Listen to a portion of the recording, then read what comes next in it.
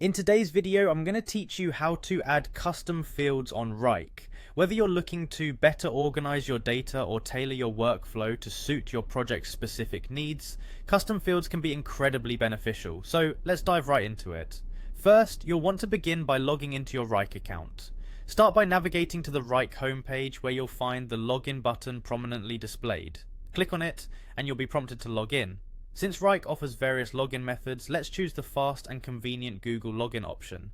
Many of us find this option handy because it saves time and keeps everything connected.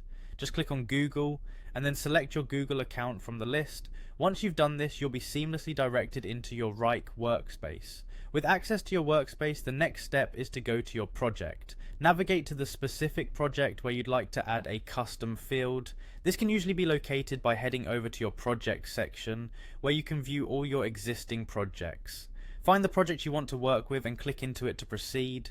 Once you're in your project, look to the top right corner of the table view. Here you'll notice a plus icon. Clicking on this icon will open up options for customization within Wrike. It's your gateway to adding elements that will tailor your project's management to better fit your needs. After clicking on the plus icon, a menu will appear.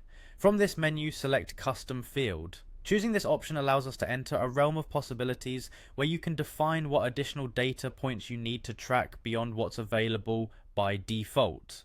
Now, you'll need to decide what type of field you want to add. Wrike offers several field types like text, numerical, drop-downs, and more. Think about the kind of information you want to capture. Is it a date, a status, a person's name, or a number? Make your choice carefully, as this will affect how you input and utilize the data later. With your field type selected, it's time to name your new custom field. The name you choose should clearly represent the data that will be entered into this field. This clarity will help ensure that team members using the project understand what's intended to be tracked or noted.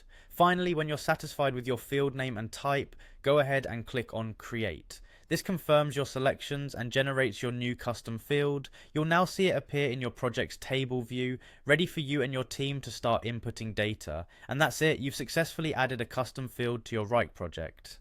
I hope this guide helps streamline your workflow and supports you in managing your tasks more efficiently. Thanks for watching, and see you next time.